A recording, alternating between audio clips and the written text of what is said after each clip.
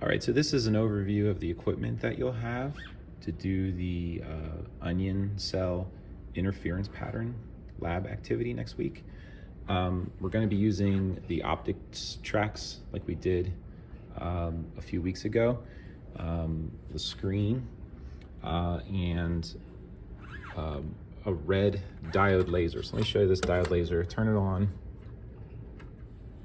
and you see a red dot down there on the screen. So it's adjustable. You can adjust its position by turning these thumb screws left, right, or up and down. So it's a red diode laser. It's 650 nanometers is the wavelength. When you shine that laser light through a two slit or many slit apparatus like this, what you get, so the laser light is going through many slits right here, many tiny slits, very closely spaced together. You get an interference pattern that looks like this.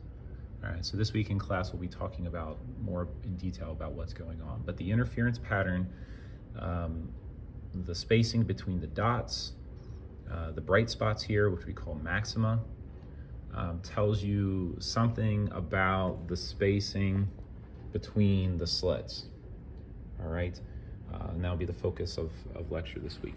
But what you find is, replace that with a prepared slide that has onion epidural cells in it, and just a laser so that it shines through the onion epidermal cells.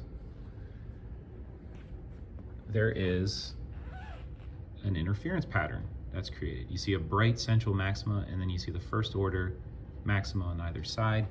It's oriented differently because the cells are oriented differently. But so what's going on here is the regular structure of the onion cells is creating an interference pattern.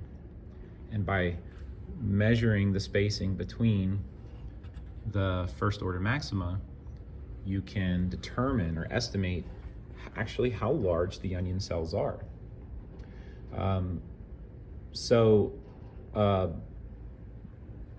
You'll also have a ruler so that you can measure the distances between the bright spots and the interference pattern on the screen. Yeah, you have the lens holder that you used previously, but instead of a lens, you'll have some prepared slides with onion cells. All right, so that's a brief overview of the apparatus that you'll have. Read the paper that's posted and carefully and completely, and it will completely tell you everything that you're going to be doing, including the type of analysis that I want you to perform on the data that you collect. All right.